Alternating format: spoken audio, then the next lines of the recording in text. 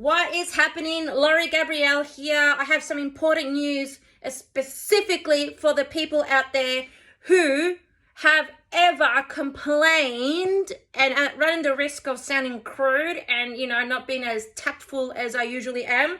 But to all those people that complain, men and women, fathers, mothers, stepmothers, grandmothers, aunties, sisters, yours truly, everybody that has ever had a say on social media, has ever typed something, opened their mouth about something that is wrong with family law, okay, now is your chance to do something about it. Yeah.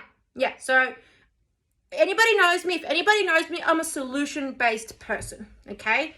My official title is a father's rights defense coach. Yes, there's a lot of coaches out there, and I really look, it took me a while to figure out that that's what my title is, but that's what my title is. I'm a coach, and I help fathers who are going through a child custody battle. I help them go through a child custody battle by changing mindset, by doing a plan, etc., etc., etc. Anyways, anybody that knows me or heard about me or read or watched my videos knows what's up. But I will say this, okay? Like I said at the start of the video, you out there know who you are, right?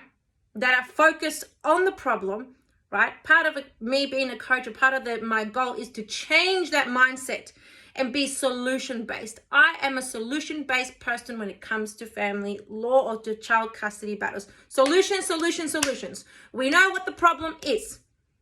Give me solutions, okay? Give you solutions. Okay, that's what I do. I give you solutions. I give you plans. I give you all those things. Okay, that's what this is about. So you got a problem with family law? You do. Me too. We all got a problem with how shit's been running, and they've been amending and updating and putting proposal after proposal, since 2018. Some might argue since 2019. It doesn't matter. It's been happening recently, and now is your chance. So, exposure draft. On page 13, at the moment, I'm going to focus on the contraventions. Okay, we're past it. It's going to be, look, the proposal itself is difficult to understand. And you have to have the Family Law Act open on Ausly, okay, to really go backwards and forward, and to try to understand what they're talking about. But then, okay, they also have a cheat sheet. So they summarize and explain it on the same website. Right down here, it says consultation paper. Okay, then they've also got frequently asked questions. Okay, but the consultation paper, right, is kind of like the cheat sheet, right? So here we go. I am interested in the where'd it go? I am interested in the issues around contraventions right now. That's what I'm getting. That's what I'm getting into it at the moment, right? So let's have a look. Look, page 13. Where did page 13 go? Here we go, 13. So try to put this as best as I can. All right, here we go. It might look backwards, but that's all right. We know what we're doing. We know what we're talking about. Sorry. Okay, so enforcement of child-related orders, main amendments, child support, subsection 13A, okay? Family law, 1975, subsections 4.1, definition of alleged contravention and alleged offender. Omit in subdivision D of the division 6, part 7, substitute. Okay, so that's going to be hard to understand. So you got to go backward and forward, okay? But hold with me, stay with me. Then they want to insert that, okay, and then they want to repeal. They want to take out the definition contravene. They want to take they want to do a lot of changes, okay. Now the consultation. So here is the overview, okay. Okay, here is the short overview summary of what they want to change, but you gotta get into it and read it, yeah? Okay, the exposure draft contains 8 schedules that thematically present the proposed amendments as follows.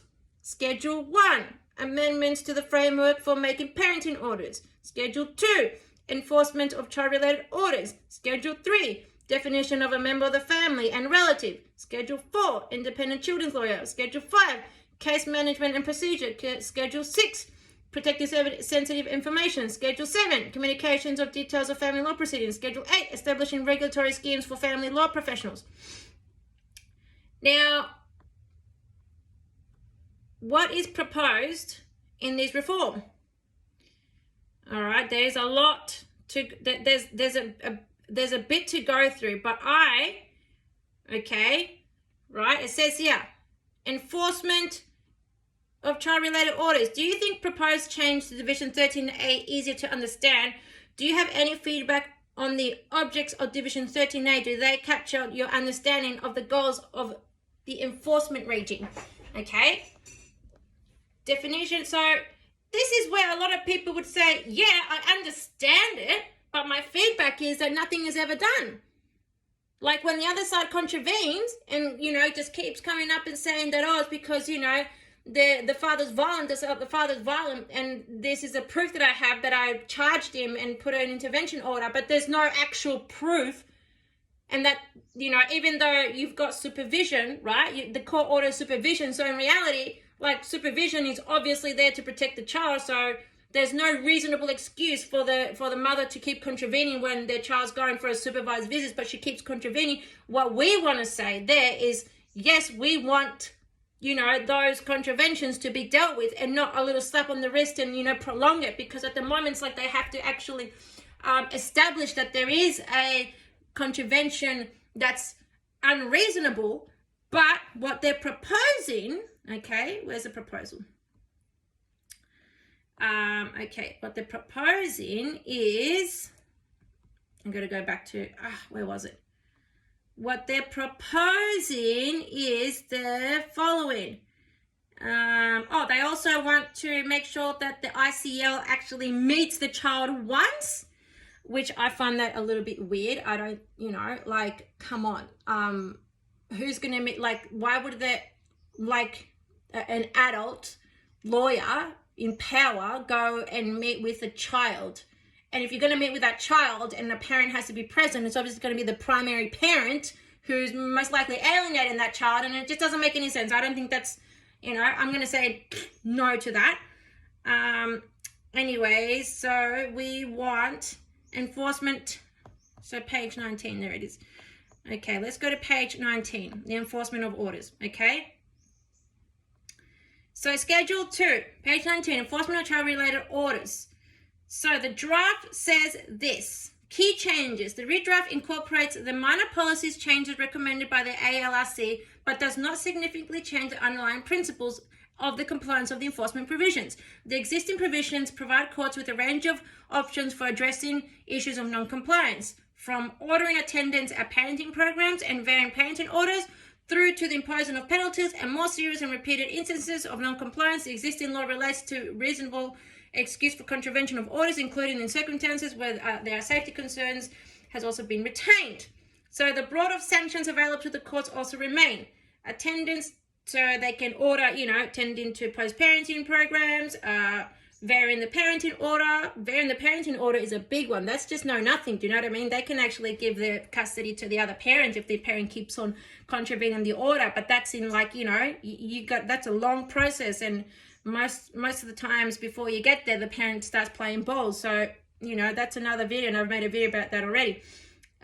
Make-up time, parenting orders, compensation of expenses. So seeking that the other side pay for the lawyers, in order that the respondent enter into a bond, cost against the applicant, respondent or applicant, a fine, and up to imprisonment. I never heard of somebody going to prison for contravening the order, but that would be great, because that would definitely deter people from contravening, wouldn't it? The redraft will clarify that the court's powers to order that a child spend additional make-up time with a person varying a parenting order, or order parties to attend parenting programs, may be used at any stage of the contravention proceeding without necessarily making a finding on a contravention. So there you go. I think that's great. I think that they want to simplify it by saying, okay, the court should have the power to just begin, to just start ordering the other parent to go to to post-parenting programs, or, cost, ordering cost, that to the other parent, right, without actually finding that there's a contravention, right? Because hello, the fact is that they're contravening they're contravening the order. They're not bringing the child to the other parent. So at the moment, it's like it's a long process to even find a contravention, and they don't really like doing anything about it. So that would be a good one. The new structure goes subdivision A, preliminary orders relating to contravention of child-related orders, further provisions relating to bonds and imprisonment, miscellaneous. Okay, there we go. So that's that. Please put in your submissions before the 27th of February. Before the 27th, you've got to the 27th of this month to have a little look, okay, at this stuff.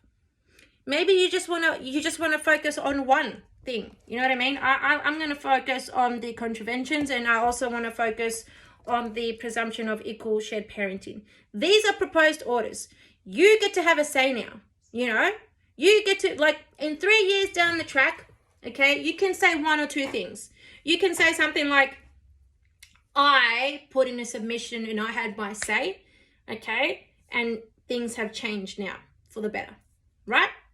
Or things didn't change, but at least I had my say and I did something about it, right? And you can tell your children and your grandchildren that that's what you did and that's what you got to do to be kind of to do something. When you have a problem with the system, right? They're giving you chances to do something, right? You can teach that to your friends and relatives and sons and grandchildren, or you can do something. Or the other thing is do nothing, right? Just do nothing and keep complaining. And keep saying that there's a problem, and keep saying that nobody listens, and keep doing all those things and focus on the problem rather than trying to find solutions. And to those people who are going to comment and say things like, even if we say stuff, they're not going to listen, so what's the point? Okay, to you, I say this. There is a point. It's really, honestly, like, to me, it's not necessarily about them, right, listening to us and taking on the feedback and all that, because I honestly think in the back of my head, being really transparent here, that they're going to do whatever they want anyway.